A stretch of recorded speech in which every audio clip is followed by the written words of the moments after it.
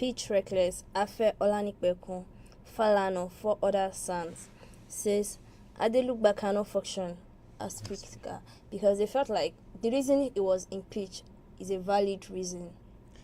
The thing is, I said it on this program yesterday that even though if the impeachment process, the impeachment of the former speaker,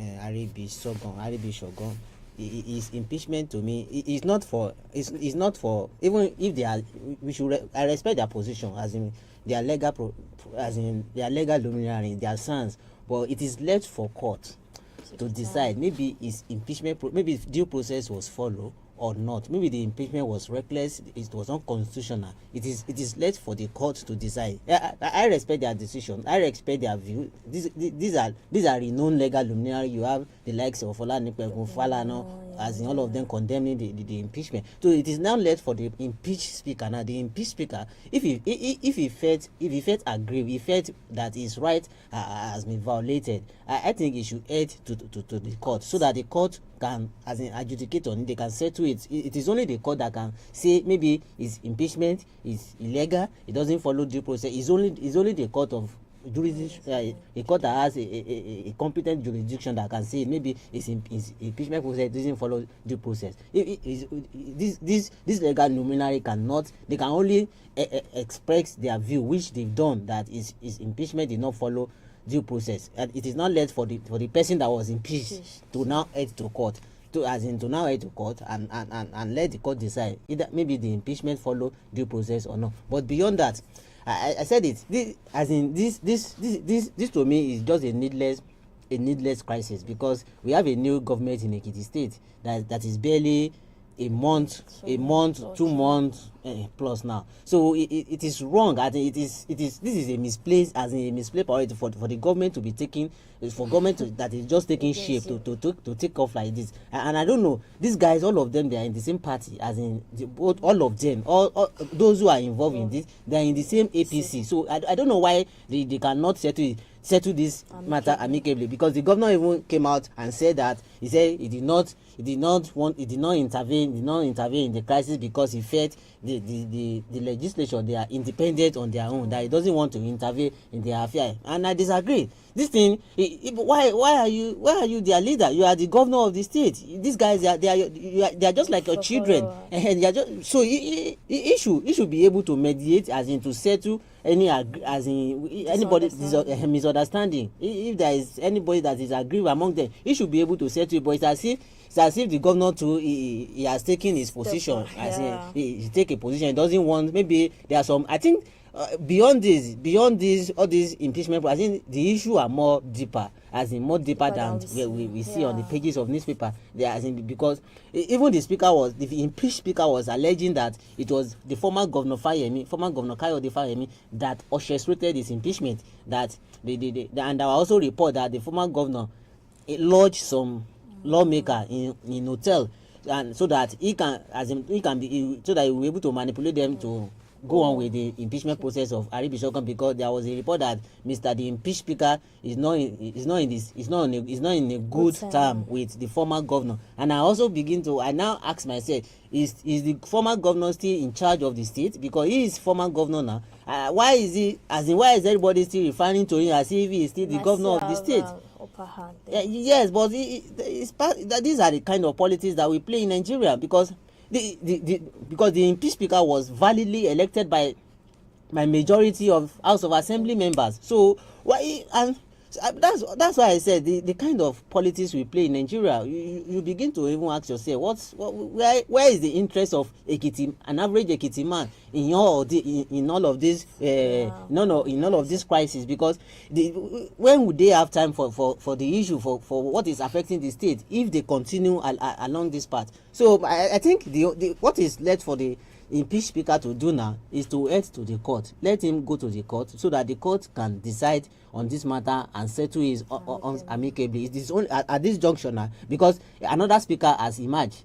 as in the first female speaker from the state, he has emerged. The MP speaker, no matter how aggrieved he felt, he cannot overthrow the sitting speaker. Now the only thing for him, the only place where he can take his case to now is the court. As in, I think he should go to court instead of taking laws into his hands. He should just go to court and let's see what the court Well, people feel like maybe the reason it was impeached is a valid reason, or it doesn't need to go to court. Yeah, that is what I'm saying. Even if it is only the court. If he felt that his impeachment did not follow the due process, it's only the court. As in, these guys, the like of Olanipekun, Falana, and some legal luminaries, they've condemned the impeachment already. So for the fact that they condemn, for the fact that this renowned legal luminary condemned the impeachment, doesn't mean that his impeachment doesn't follow due process. It is only the courts that can say, that can give a final verdict, that can say his impeachment did not follow the due process. As in, he should just go to court and let the matter will be settled at the court of law. Definitely. Thank you very much, sir. So moving forward on this day, Buhari hesitate by new banknotes, says enhanced security features will make counterfeit difficult. You know, they changed the new naira yesterday. It was unveiled yesterday, and a lot of people have been talking about it. And Buhari, in his own words, was like, it will tighten more security to the country, and there will be no counterfeit and the rest. I think what happened yesterday was, as in, we are everybody saying we are anticipating, as in a lot people are beginning to how will the new naira note look like, as in the anticipation, all those things were put to rest yesterday when CBN finally unveiled the new currency, the new naira note. And trust Nigeria, there were some reactions, as in a lot of mixed reaction. Some people praise CBN, while some people condemn there are more of condemns. But no, it's not everybody that condemns. So that why some people are saying that the new naira note meets their expectation. Others said no, the new naira note did not meet their expectation. Some are even say it was just coloring. They just color as in. So a lot of, but beyond that, I think the most important thing now is, let's see how the redesigning of the new naira note will affect the economy positively. Because yesterday when the CBN governor was delivering his speech, he said the bank has been able to mop up to 165 billion, as in the money that are outside the banking system already, and they are still expecting more, because the process will not end till January 15 next year. So they are still expecting more money to be in the banking system. So I think a lot of things will come up before that time, and we'll begin to see how this policy will affect ordinary Nigerian positively. As in, that's the most important thing. How the new naira note, how will it impact? As in, how will it impact the economy positively? How will it translate to more purchasing power? Will it translate to more, as in, will it add more value to the naira? As in, these are the things that we are looking forward to. And the president was also saying that he was happy yesterday that the unveilment finally take place. As in, he also said that the new naira note comes with extra security features, and which ordinarily you might not.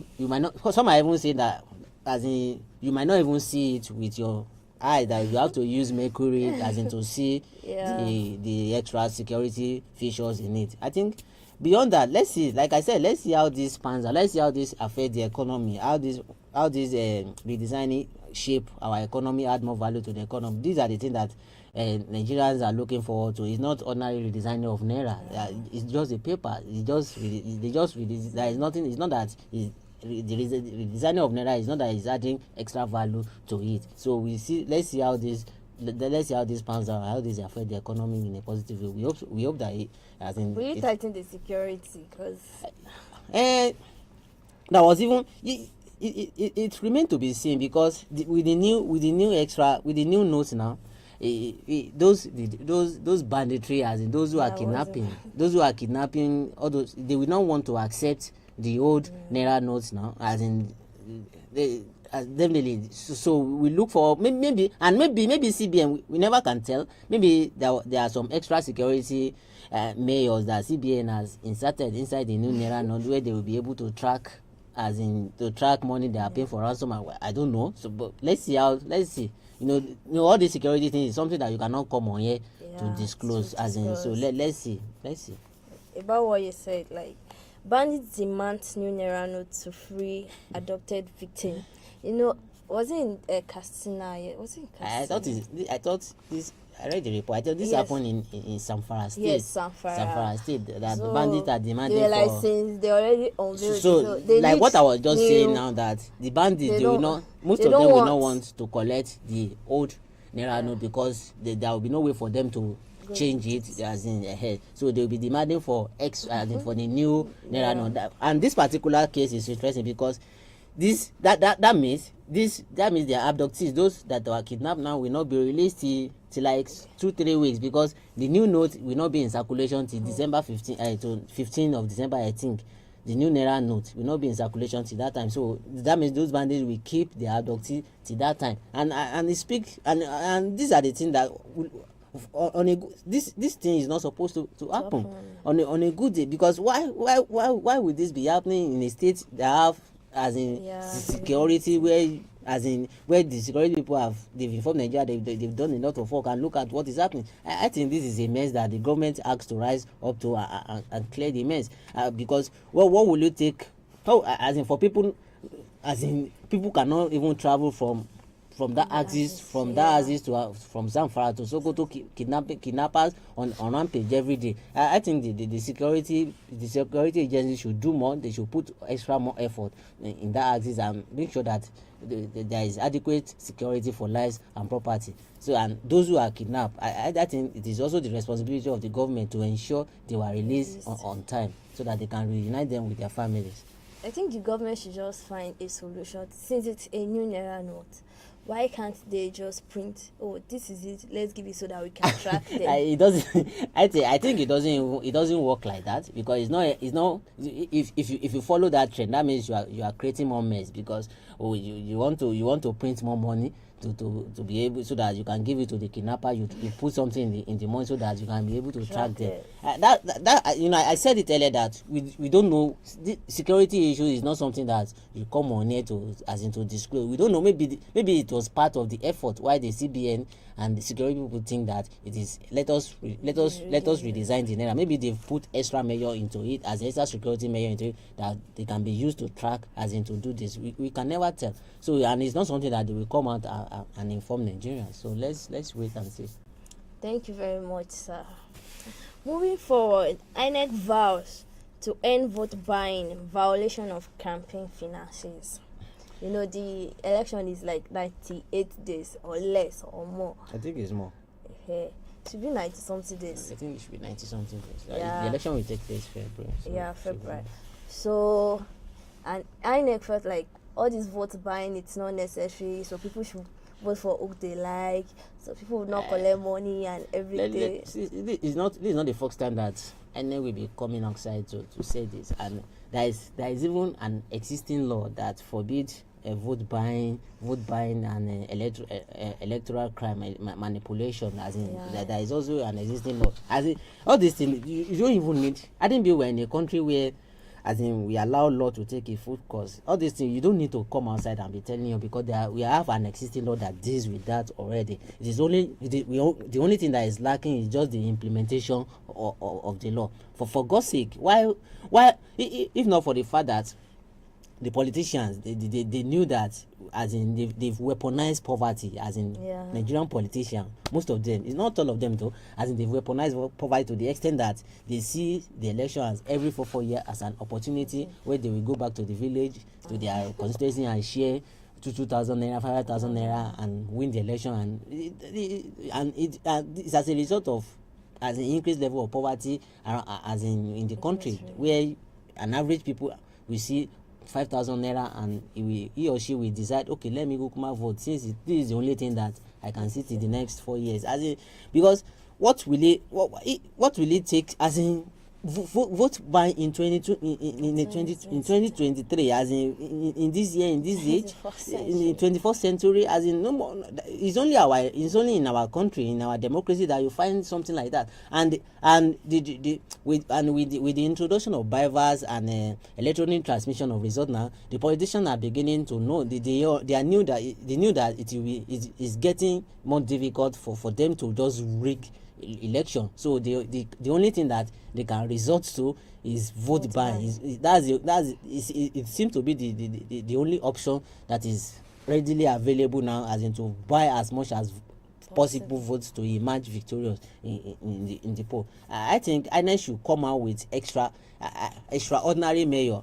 It's not only INEC. INEC need to work with security agencies, as in the security agency, the police, and the Nigerian Security Defense Corps on the election day to deal with this issue of vote buy. It's something that that can be dealt with. They can actually buy those people to all the that is where the problem comes from. If our security can stay above the board, if they can keep their head straight and stay above the board and do their job properly, this thing can, because they already on election day. On a polling unit on election day, you have the party agent. You have the party agent at the polling unit. You have the polling officer. You have at least 4 security as in 4 security guys, or as in policemen and other security on that day. And there is nowhere that the vote buying are taking place that the people around that place will not even know. So this thing it doesn't take a rocket science to nip it in the bud and arrest the perpetrators. Only if the security people will do their job, if they can stay above board, and they can do it, which is not something that is too difficult for them to do, if only they do their job properly. I think vote buying is a slap. It's a slap to all of us, because it doesn't speak well for as a nation that at this stage where our politicians are still using 500 naira, 1,000 naira to buy votes. It doesn't speak well. This is not the type of democracy that we are all hoping for. I think INEC should work as in together with security agencies to curb the menace of vote buying as we approach 2023 election. I know it will be difficult, as in to totally, as in eradicate it, to totally, as in remove it, as in, but if INEC make a scapegoat, as in maybe in 2 or 3 states they make a scapegoat, as in it will tell that, as in it will send a signal to order that time up, that there is no place for vote buying in our democratic process again. I think INEC should brace up, and they should work with security agencies to tackle it. That is the only thing that can be done. Well, some of the villages, some of them, they cannot vote without collecting money. That is weird. I feel like they still need extra. They still need to educate. Yes, there is also need for INEC to work with the civil society group, as in to work with NOA, the Nigerian Orientation. I think I've always been saying I don't even know the work of Nigerian Orientation Agency, because all these things are their primary responsibility. What, as in, they should keep informing Nigeria, educate Nigeria, enlighten them on the need for them not to sell their votes on election day. But it's as if they are not existing, because I have not seen it.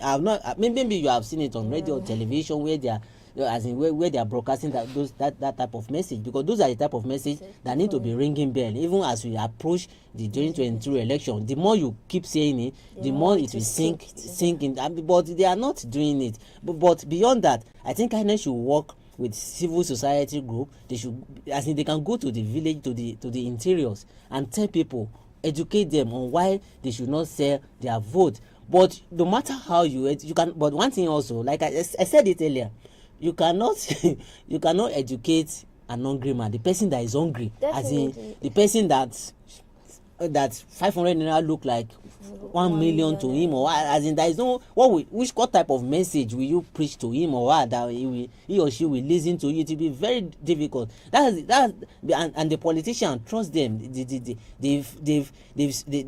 knew there is a loophole where they can capitalize on, and that poverty issue, they knew that's the only thing that they can capitalize on, as in, and they are going to use it. That's why it's easier for them to just go in, as in banging on election day, go into the village on election day, give their agents money, give them 100,000 naira, okay, share 500 naira to the people. They knew that people will respond because of the level of, as in poverty and in the country. So they knew that people are suffering. So that it's only when people are empowered, it's only when people, when they are, when if I'm not hungry now, as in if I'm not hungry, if I'm doing well, even if you, as in, no matter what you, as in, no, how much will you give me that we as in, for a person that is not hungry, for a person that is well to do, for a person, as in, it will be difficult for you to even approach the person, because you know that this person will not collect, he will not collect this money. So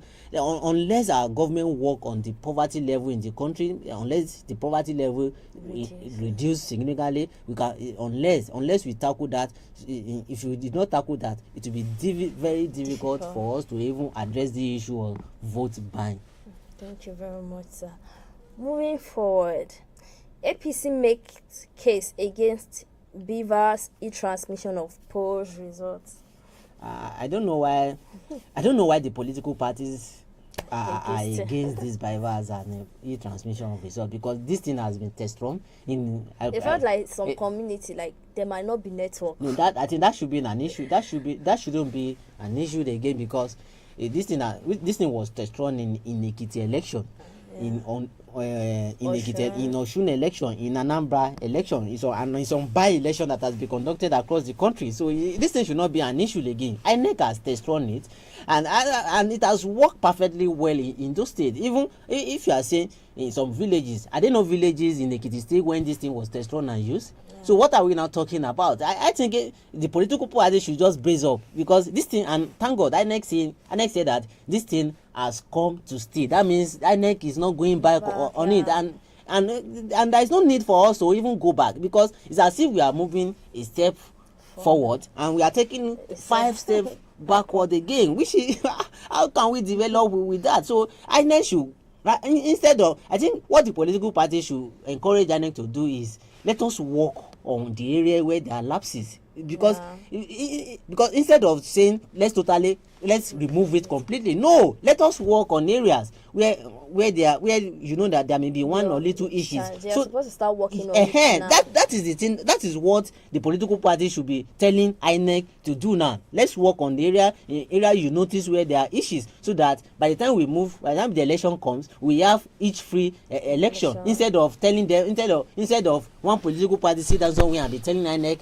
what to do, what not to do. I think it's not going to work. I think INEC should stick with it. INEC should still stand his ground and make sure that we use the BVAS and we use the electronic transmission of results in the next year, because with the electronic transmission of results, without BVAS, it gives all the political party equal opportunity. It's not that it makes that rigging process more difficult, as more complicated than it will be. So INEC should not remove it, because in the last election, even in as far back as 2015, you are using biometric biometric what do they call it, this thing that we used in 2015 that we used for election, voter thumb printing, that thing that I forgot, we used it in 2015. If we are now using BVAS and in-transmission of results in 2020, that means we've stepped up a bit. Voters readers card, what do they call it? Is it readers card? What voters readers card. We use it in 2015 election. We use it in 2019. So if we are now using BVAS now, we are now using electronic transmission of result in 2020. That means we step it up a bit. So it means that we are growing. Our electronic election process is evolving, is developing. So why will INEC now remove it? So that I think INEC should go ahead with it. And like I said, any area where they knew that there are still one or two issues, one or two complicated issues, they should work on it, so that before the election, that should be the main focus, the main attention now. Thank you very much, sir. On sports. Another World Cup shock has Japan shames Germany. Japan shames Germany. I love that question. But I think in football, there is nothing like shames in football. They are all both teams are 11 players, so, and both of them are competing. They want to win each other. But one thing about it is everybody expects Germany yesterday to defeat the Japanese, because the Germans, they are one of they are one of the favorites to lift the World Cup, and they are powerhouse when it comes to war, as in football. You cannot compare Germany and Japan. I think the German has won the World Cup for 3 or 4 times, I think. Wow. So in every World Cup they are always a favorite for it. So yeah, it was a rude shock yesterday that the Japanese, like the Saudis did. The Japanese, even they have to come from a goal, from one goes down. The German scored the first goal. So the Japanese, now they came from a goal behind to defeat the German. That is what even make it interesting, like the Saudis. So and all this thing boils down to one thing, that football is developing every day, as in there is no more small team, there is no big team in football. The only thing that matters is that 90 minutes. As in anything can happen within that 90 minutes, and the underdog, they can surprise, as in on a good day they will surprise the favorite. So that's what happened. It boils down to determination, as in that we can do it, as in the spirit of yes, we can do. That's what the Japanese used yesterday to defeat the Germans, as in they believe in themselves that they can do it, like the Saudi Arabians, and they did it. I think as the World Cup progress, we will see more of upset, as in a lot of upset will come. A lot of small team will surprise the big team. That's what makes football interesting. Like how Saudi Arabia. Like how the Saudi Arabia surprised the Argentine, like the Japanese surprised the Germans. So a lot of small team will surprise the big team. I hope our African representative will put such as such upset, so that we too can have because we too, because we have none of the African team that has played so far, none of them has won a match. So we are expecting the first victory for African team. So we hope maybe Ghana will do such today. Maybe Ghana will spring that surprise today and give us first winning. And Ghana is playing against almighty Portugal, almighty Cristiano Ronaldo. But in football, nothing. Like there is that. Nothing. There is no impossibility. Our brothers. So there is no impossibility in football. So anything can happen today. African can decide to surprise Cristiano Ronaldo. Yeah. But I'm not rooting for Ghana. I've said this several times. I will not be rooting for them. They are the one that defeated Nigeria. So they deny us. They deny us the opportunity of going to the World Cup. So I hope Portugal beat them today. You don't want, that means you don't want Africans to win. No, I want Africa to win, not Ghana. Thank you very much, sir. We've come to the end of today's edition. My name is Adeyanju Hadenike, and our in-house analyst, Mr. Olatubotu Patrick. You can follow us on our blog, www.abujasityjournal.com, on Facebook, Instagram, Twitter, YouTube, Abuja City Journal. Thank you very much. Every day, same time. Thank you very much.